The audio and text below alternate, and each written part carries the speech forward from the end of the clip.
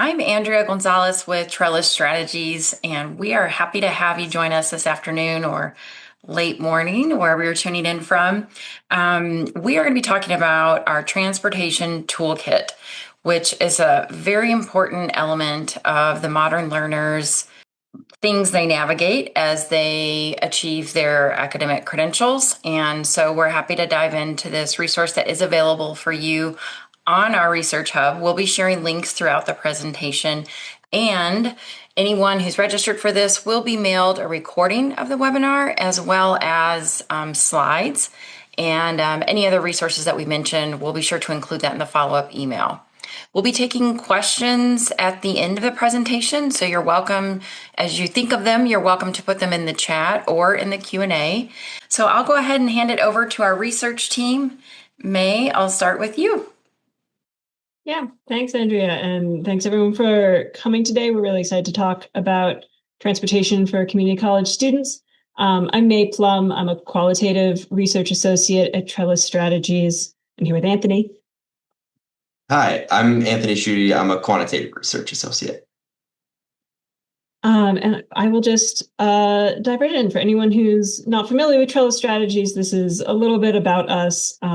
We are a research and technical assistance nonprofit, and we specialize in research surveys, interviews, focus groups, and we're going to be talking today about the Community College Transportation Project. This was a year-long mixed methods research initiative that was funded by the Lumina Foundation and included a couple of different components. We did a longitudinal analysis of transportation information from the Student Financial Wellness Survey, which is fielded annually 2018 to 2024. We also conducted focus groups with current community college students about their transportation experiences, as well as focus groups with faculty and staff at community colleges and with transit professionals who were working with community college partners.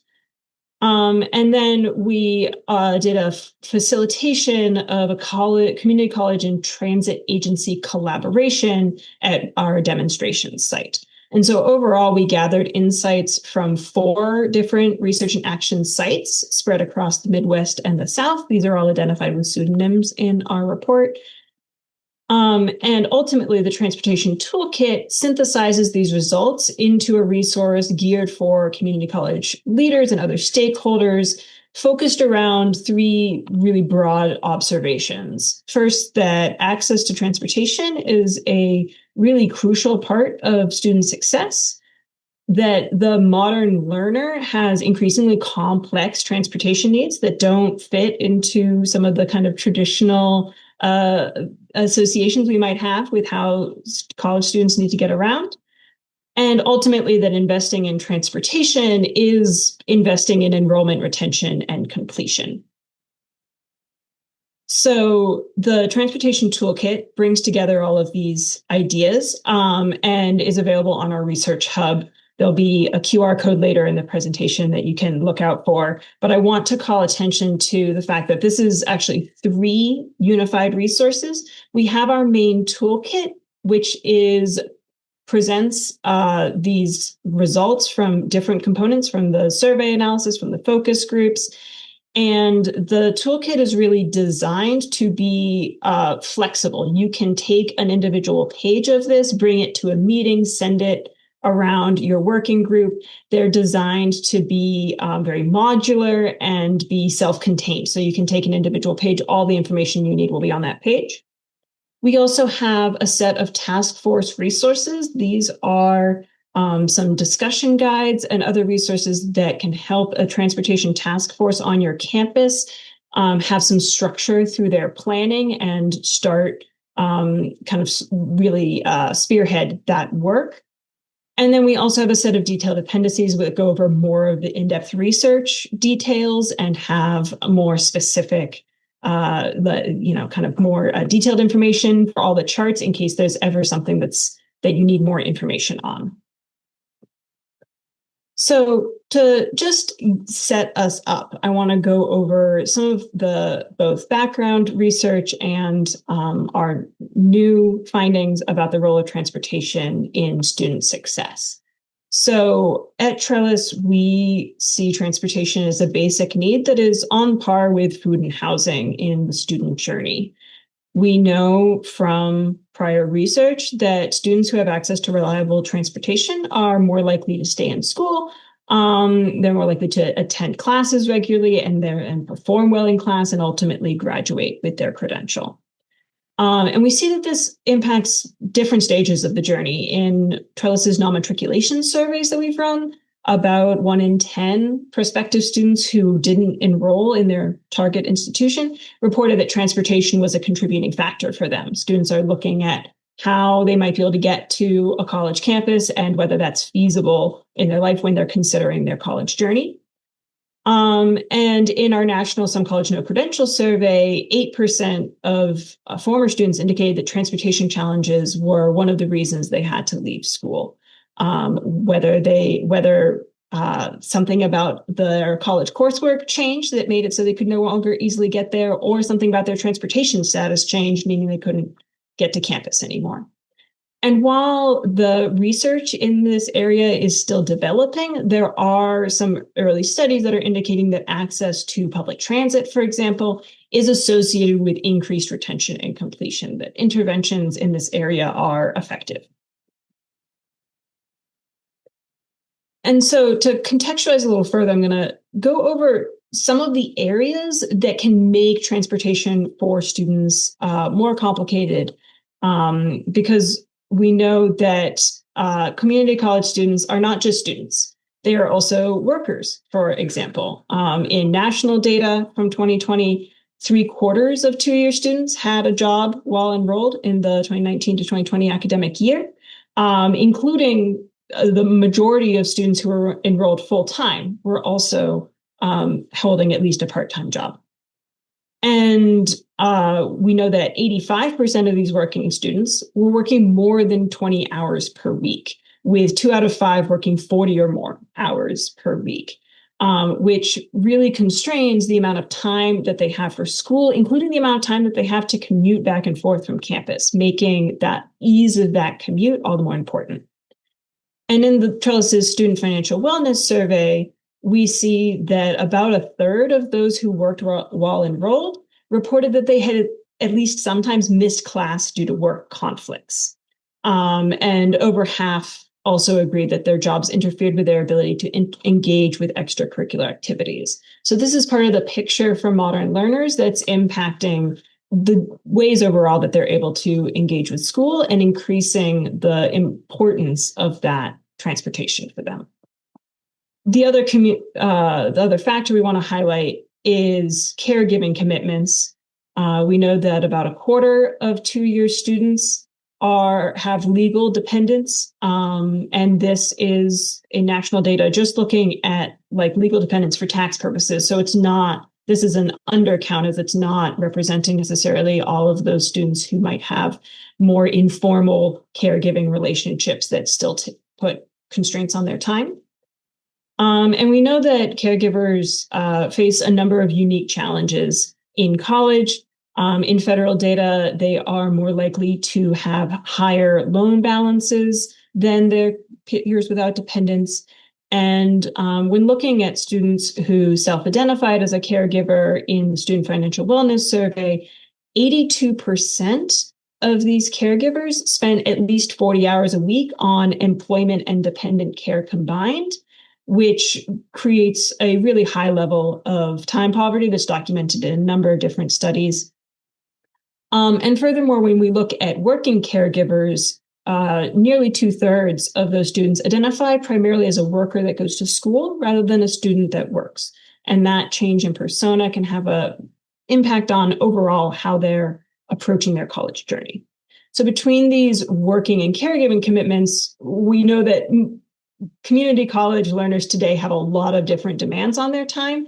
And that's the kind of context I want you to bring with you as we look at some of the information about their transportation access and how they get to campus. So here, I'm going to pass it over to Anthony to go over some of the Student Financial Wellness Survey results. Yeah, thanks, May. So I think at this point we've done the groundwork in terms of understanding who these students are that we're trying to address with this transportation. But what we also wanted to do is just kind of set the scene a little bit to see the extent to which this is really an issue for students with a focus on those two-year institutions.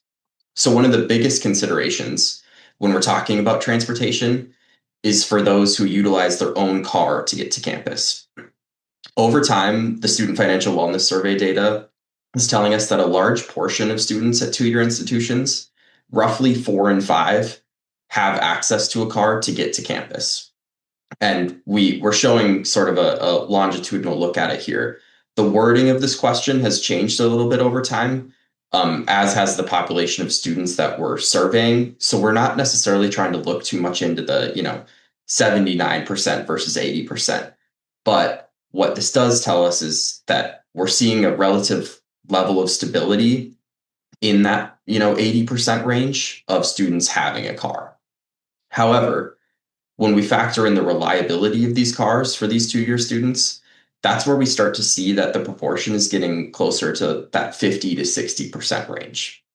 This means that quite a significant proportion of our students who take a car to campus might struggle, at least in some short-term moments, with commuting to campus, like when their car needs repairs or when they have other commitments, such as, another family member needing that car. You're also going to see that most of the schools who were participating in our community college transportation project fell into that similar range of outcomes with respect to car utilization and reliability. Next slide, please, May. Thank you. So indeed, what we ended up seeing was at that more aggregate level, as far as reliability goes, we saw that really did have an impact on campus that showed out in our data. Despite car users being a really significant portion of respondents to the Student Financial Wellness Survey, we still saw that a large number of students missed class at least occasionally due to a lack of reliable transportation. And this figure was consistently above 10% of students, and that's independent of the mode that they use. So we're seeing these numbers here, including those who were using a car to get to campus. Next slide, please. So beyond just having a personal vehicle, being able to reliably park on or near campus is a really important component of a student's entire transportation experience. If students are feeling that parking isn't available or affordable to them, it can really have an impact on their studies. We see a lot of variance here between 2- and 4-year institutions, with 2-year schools generally doing a pretty good job of providing their students with good, reliable, accessible parking. However, despite this, we still see a large number of students who aren't really confident in their parking situation on a day-to-day basis. Throughout the history of the Student Financial Wellness Survey, we're seeing that roughly 1 in 10 students at those 2-year schools are struggling to find campus parking all the time. Slide, please. So we've talked about cars a little bit, but one of the most prominent components of campus transportation strategies really centers on public transportation. Depending on urbanicity, we can see a really significant contingent of students relying on public transportation to get to campus. But despite that, this is really an area that can feel kind of exogenous to us as higher education leaders, given that we can't really just get a bus out of nowhere, or we can't, develop these strategies and these infrastructures in a way that is unique to our campus. So this is really where those partnerships can be influential in producing positive results for our students. Engaging with local transit agencies or other NGOs to identify places where collaboration is possible, and even seeking out other community voices that don't necessarily fall into these buckets to plot out a course of action with respect to transit can be really beneficial. So what we're seeing here in terms of public transportation with respect to these college students is that while these percentages are low, they represent a really large contingent of students overall. Slide, please. Part of the reason that we really want to focus so much on this public transportation component and why it can be so beneficial is because of how important a lot of these access considerations are for public transit users and users of public transportation, maybe only on a temporary basis in a short-term bind or something like that. Students who don't have great access to campus through transit can really struggle to consistently get to class. We know that only 57% of primary community college campuses are located within a realistic walking distance of campus. Research has found that this distance is between a quarter to a half of a mile, or roughly about a 20-minute walk. Furthermore, public transportation takes longer than cars, up to 2.5 times as long, and can exacerbate some of those issues with timing and scheduling, like May mentioned earlier, for those students who are already really stretched for time due to those other commitments that we highlighted.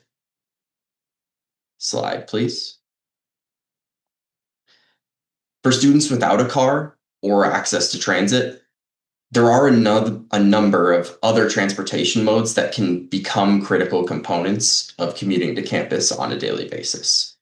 Active modes like walking and biking often necessitate safety and infrastructure considerations, such as, the presence of safe street crossings, sidewalks, bike lanes, and even for biking, just a place to store your bike. These things can all be really important factors when students are deciding whether active transportation is viable for their campus commute. Another popular option is a campus shuttle. These shuttles can connect campuses with in-demand areas, especially in regions underserved or not served at all by public transportation. We can also use it as a tool to supplement a public transportation system. For example, one of our campuses in the community college project wasn't served by public transportation, but had a system nearby. So then the shuttle could be organized to line its schedule and its stops up with nearby bus lines, and thus allow students to take the bus to the shuttle and then the shuttle to campus. So it really expanded the reach of the transit system with respect to the campus. By doing things like this, we can really improve the potential that students have with respect to a wide variety of modes for commuting. Another option related to campus shuttles, but that's slightly different, is microtransit and other on-demand services. These services are demand responsive in that they use dynamically generated routes based on need to transport passengers efficiently, either in a curb-to-curb fashion or between designated hubs. Often we see that physical stop locations don't really exist here. They function closer to like a rideshare app where you're at a certain location and it might either allow you to be picked up directly where you are at that moment or just take a short walk, say across the street or something like that, in order to accommodate the rideshare service in an easier fashion. Often, we also see that some colleges operate their own on-demand transit within a perimeter around campus. So like if you're within half a mile of campus or something like that, then the on-demand service in whatever form it takes will pick you up wherever you are and take you to campus or to where you need to be. I mentioned rideshare services, and those themselves are also an option. We often see them best used as sort of a short-term transportation relief for students, like when a car breaks down, to keep students in class and progressing academically, even in those interim situations when, say, they might not have a car for a short time or for any other variety of reasons. They're often more high cost, and so that's kind of why we see that short-term focus being more beneficial. But the ease of use for these is really great. And even, something like Uber has dedicated higher education programs set up for campus leaders to utilize. And so that can be a really easy way to get started in this multimodal world of higher education transportation. Slide, please. So often the most critical component of transportation in this context is identifying how a user is going to cover both the first and last mile of their journey. These components are often the most difficult, particularly for public transportation users, because of how few options exist to cover this distance. We can discern whether first or last mile barriers exist by evaluating how far students live from a bus stop, or just how far our campus is from any stop. We can also evaluate this first last mile component in an area in a really simple way, actually. Often we can just use something like Apple or Google or Waze to get directions from various places to campus, and that can sort of give us a first look at this. So, if you put something into Google to get you to campus, Google is going to tell you how much walking is needed and how long the trip is going to take, say, to driving or to using just public transportation. Things like microtransit, shared bikes, scooters, pedestrian infrastructure are all considerations to cover first and last miles. And these are becoming increasingly integrated both into public transportation apps, but then also into these larger Google, Apple Maps type of systems. So when we're doing this, it's important to consider that these services need to be able to get students to and from campus consistently, which means both reliably and safely, while also being able to do so at consistent times each day.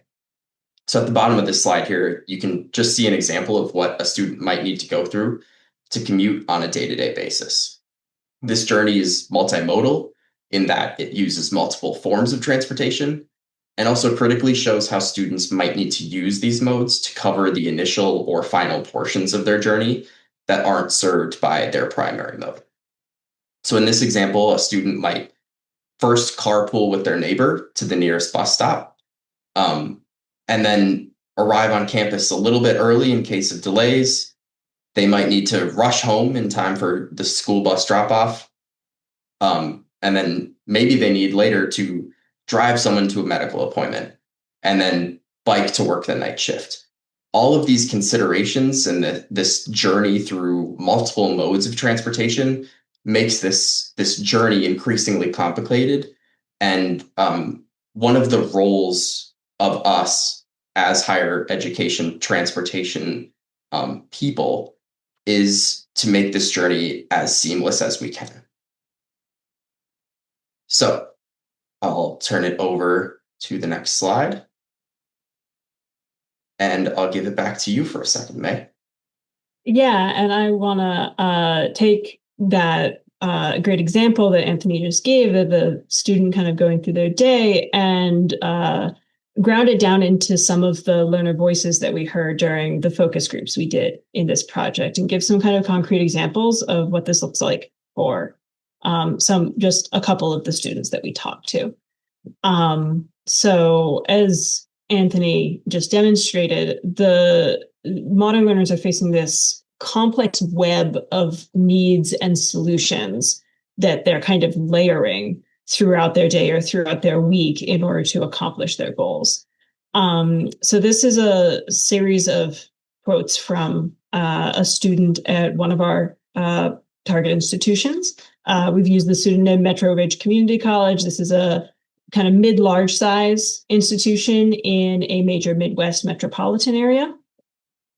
And this student, when asked about their daily commute, emphasized that it actually varied. They couldn't give just like one answer for how they got to campus, because they said it depends on my work schedule and my class schedule.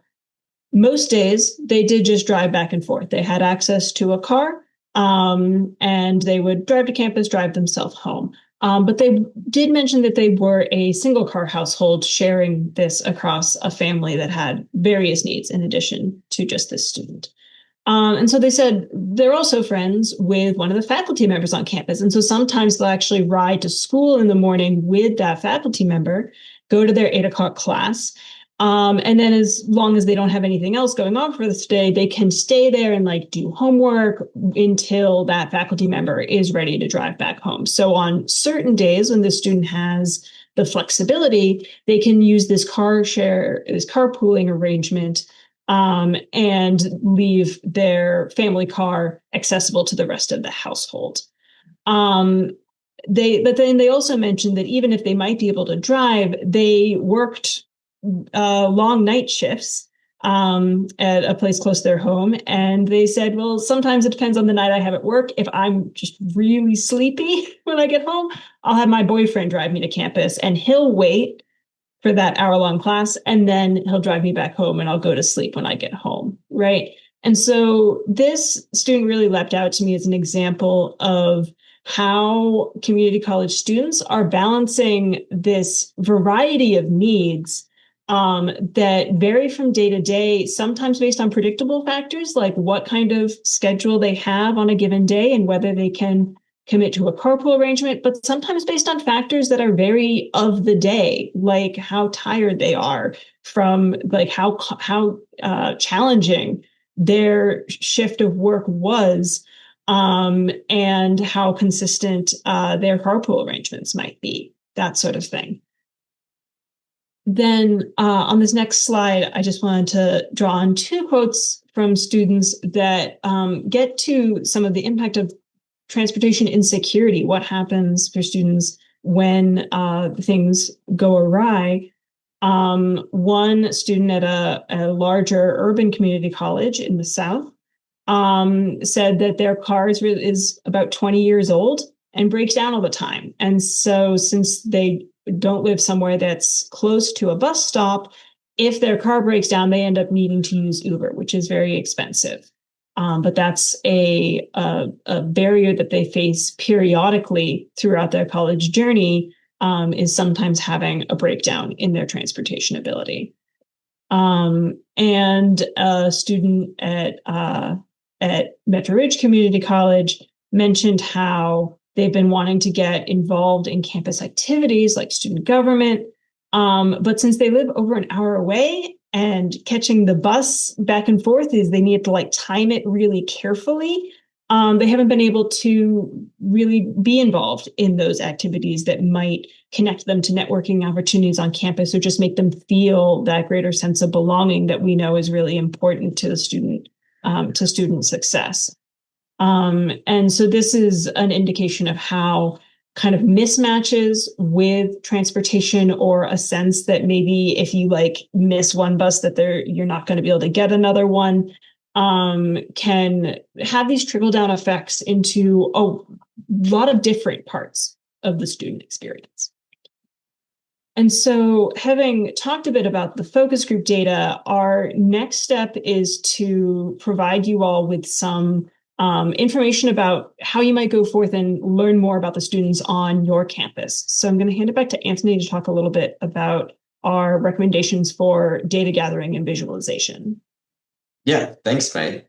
So we did kind of get a little bit in the direction of talking about how this toolkit exists kind of as a suite of documents, published alongside sort of the primary toolkit.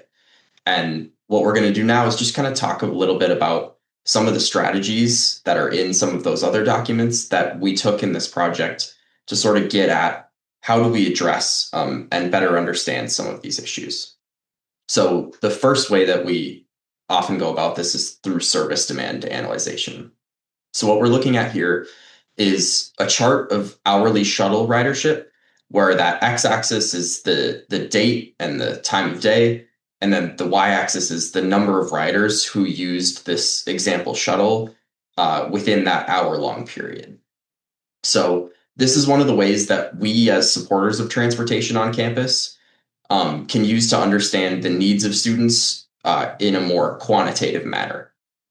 So to get this data, we can, track card swipes on our shuttle, or just ask the driver to track the numbers manually. What we're hoping to get out of this is an understanding of what time students need to be on campus and when they may need to be elsewhere. And then we can, from this, adjust shuttle frequency based on this data to better cater to our students. For example, in this instance of shuttle ridership data over this week-long period, what we might first notice is that midweek, in particular, that Wednesday and Thursday, are days where more students are using our shuttle to commute to campus. This might mean that more frequent operation may be helpful to students on those days. We can also see that morning times are much busier for the shuttle, and then ridership drops quite drastically in the afternoon before picking up again at the end of the day. Finally, one important thing to notice is that ridership picks up pretty drastically around those 9 p.m. times, especially in that midweek period.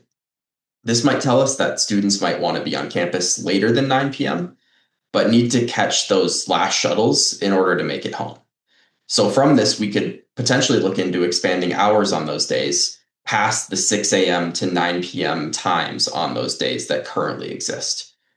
Resultantly, it could look closer to that end of the day that you're seeing on Friday, when the hours are extended past 9 p.m. already to smooth out that demand at the end of the day. And then from that, you can sort of see how we have, in a way, eased that demand and allowed students to be on campus better on that Friday.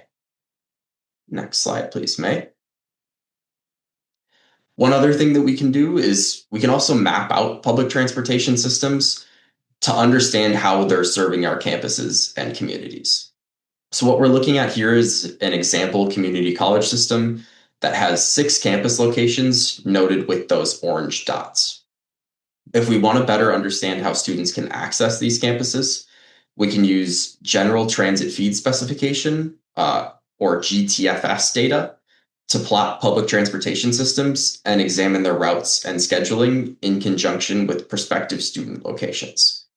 The colored lines that you're seeing on the map are bus routes, and they have dots along them that note their stops.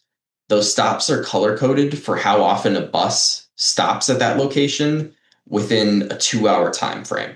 And those darker dots are denoting more frequent service at those stops. You also see that there's a heat map below all of this information that's showing the density of prospective student applications, with those yellow and red areas showing more applications and those blue areas showing less. So the first thing that we're kind of just trying to assess here is whether service exists at these campuses. Through more advanced processes that we can do in ArcGIS, which is the mapping tool that we're using here, we can assess how long it's going to take to walk between 2 points and the distance that needs to be covered. And then we can get a more concrete data point on whether under that definition we established earlier of research showing how often people are willing to walk to campus, we can go from there to see whether campuses have access. Just visually, though, we can gather a lot of information too, just without even needing those tools. For instance, just visually, we can see that a few of the campuses seem relatively removed from the transit system. I'm highlighting those ones up in the north section of this map as potentially being a little bit separated, as well as that furthest one south. Furthermore, while bus service that exists sort of in that central region there seems like it has pretty regular service, we can actually see that the area with the most applicants over there to the east doesn't have super frequent bus service, in that those dots along the lines are lighter in color. Most of the stops over there are served less than once per hour. So from this, we might be able to begin to start to have those conversations with our local transit agency, or consider ways that we can serve these students ourselves. Next slide, please. Another important component of analyzing student transportation is, as we've done a little bit already, to hear from the students who are commuting to campus on a daily basis. We've mentioned some of the survey and focus group work we did related to this project, but it really can't be understated how important it is to getting a complete picture of campus transportation. What you'll see here is example survey data where we can see that for this campus, a large majority of students are using their own personal vehicle to get to campus. We also see that carpooling and walking are pretty popular for students. And so from this, we can begin to hone in on how we can make those experiences for students as good as they can be. We could also say, for instance, we have a bus stop. Why aren't students taking the bus? And then that's where that second component of these qualitative strategies come in, where we can say, okay, let's drill down on where these disconnects and barriers really are. We can say, maybe the transfers between bus stops is particularly difficult, or perhaps the times don't line up with students' class schedules. And then on the car side, we could take a look at parking or whether we're enabling things like carpooling. All of these things can be really helpful tools to us when we're making transportation policy decisions by enabling a better understanding of that lived experience component of our transportation systems. And May, I'll turn it back over to you. Yeah, and so that's those data visualization strategies are one component of our task force resources. And then the other component is these planning and discussion guides that we created. I'm just going to go over briefly here, and I encourage you all to take a look at within the toolkit. We start with just a high level assessment of transportation access, and this guide is actually the final page of the main toolkit file. It's designed to look at existing infrastructure, current programs, kind of key features of campus, and help leadership identify a top high-level priority for improvement. This is a kind of guide that could be completed by like one person in just a couple of minutes, kind of reading through and thinking, okay, what do we have on campus already, and what might the first kind of spark of a direction be for moving forward? You can then use that information to jump in with a larger task force, and we have a set of discussion guides that will help a larger group coming together over a few different meetings, build out a campus strategy for transportation access. We've divided into 3 phases. We have first a more detailed version of the assessment of existing transportation resources, looking at current offerings and areas of need to identify what the priority areas for further work might be. In phase 2, we provide questions to kind of guide you as you investigate the transportation needs of your student body. We've highlighted throughout this presentation some of the kind of big picture ideas from across different institutions we worked with in this project, but every campus is different. There is unfortunately no perfect one-size-fits-all solution for transportation because it is so grounded in the geography of your specific campus and and the spread of your student body. And so we've included in the toolkit these kind of series of questions to probe, to get new data, to think maybe this is where we run a survey to find out what are the barriers that our specific students are facing.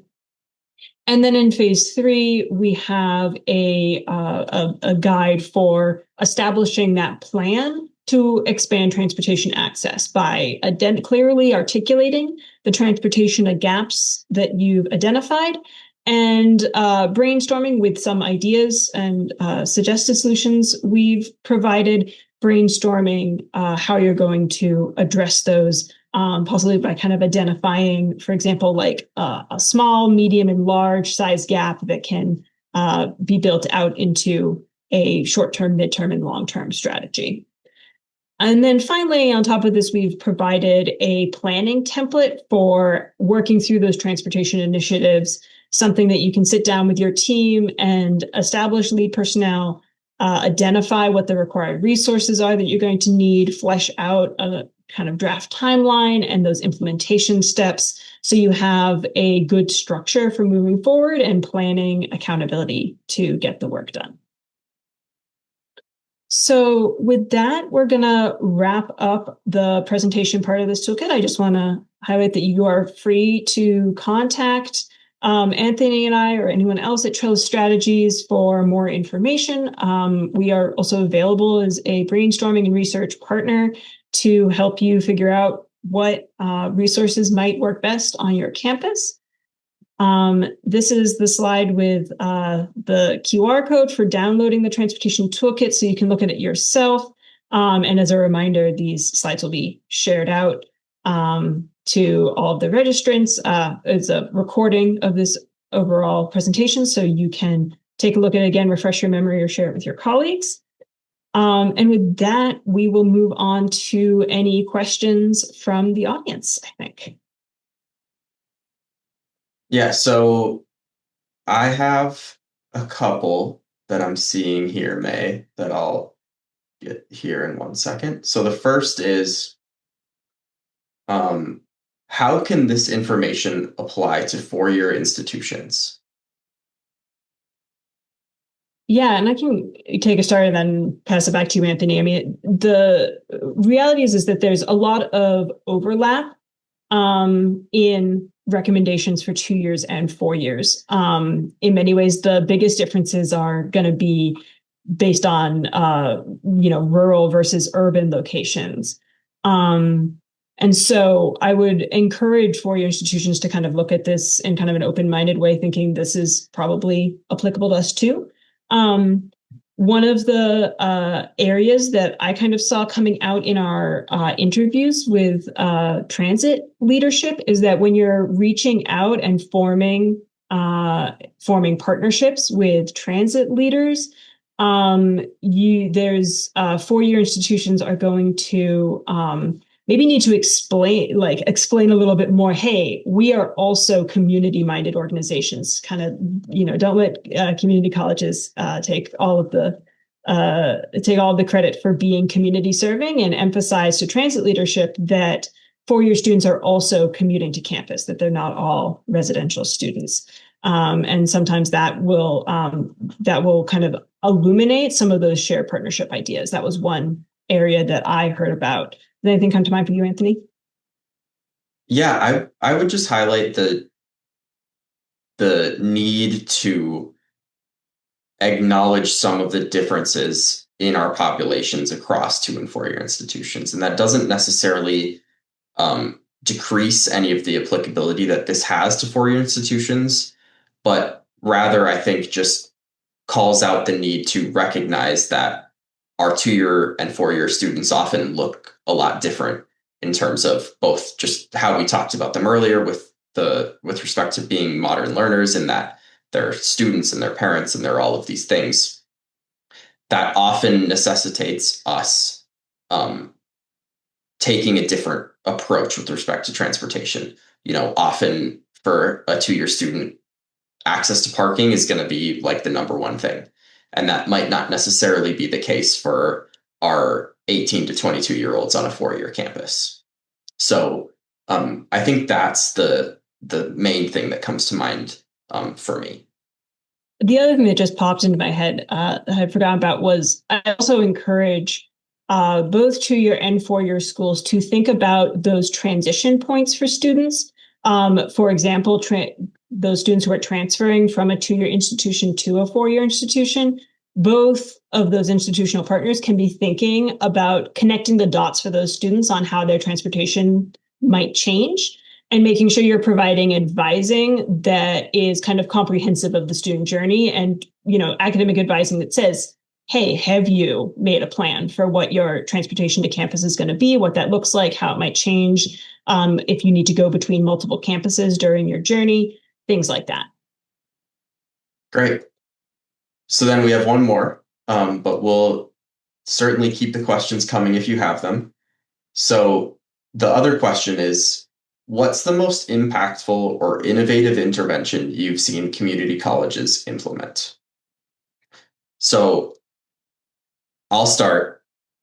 mostly because if you've attended a previous transportation webinar, this is going to be redundant, but I love talking about it. So I'm going to say it again. I think that the two-year colleges using sort of the mechanic tech shop related programs to service student vehicles when they're in need of repair is really cool. We've seen this at a few schools in Texas, I believe, and I've seen it a few other places as well. But basically, it's just as easy as when a student's car is broken down, they can, for no charge to them, go to their campus, and the students who are also getting, this work-based learning experience, can service it and get it back to them. And in that way, you're doing two things there. And in addition, that gives us an opportunity as a campus to step in and provide some of those short-term solutions we were talking about before, with the knowledge that, hey, this student is undergoing this short-term lack of transportation. So I think that's really cool. I talk about it all the time. But yeah, I think that's great. May, anything? Yeah, I mean, I agree. It is. I think that is one of the coolest types of programs that I've read about, and I'll kind of connect it into the focus groups responses that we got from students. Really sudden car breakdowns is such a big deal for community college students. In the moment when their car is broken down and maybe they're stranded in a part of town that they're not usually in. But also as they encounter a car failure and suddenly they can't get to campus and they want to keep their attendance up. They know how important that is. And so providing that low cost opportunity that also makes them feel like they're really part of the college community is so important. The only other thing that I would highlight is something that's maybe a bit more applicable to rural institutions in particular, but one of the kind of things that really sparked my interest in this project was talking to students who had the phone number of the shuttle driver that serviced their area. And the shuttle driver would text them when they were coming up and be like, hey, are you gonna be out today? Should I wait for you?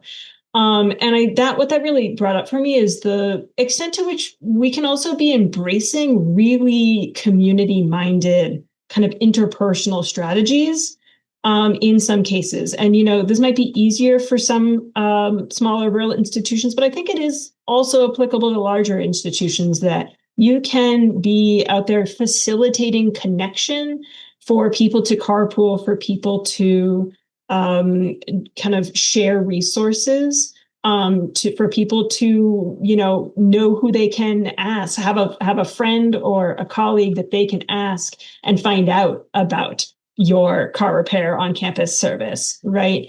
To really encourage students to be parts of those networks. So that just builds extra resiliency so students don't feel alone when transportation challenges come up. Yeah, that's awesome. So I am seeing no further questions. I will talk really slowly for about 15 more seconds. But in the absence of any more questions, I think we can go ahead and give everyone a few minutes back. And yeah, thank you so much for attending and for caring about this issue of transportation that we've really identified as being so important to this student success experience for modern learners. So yeah, seeing no further questions, thank you all so much. Thanks for joining us. Take care, everybody.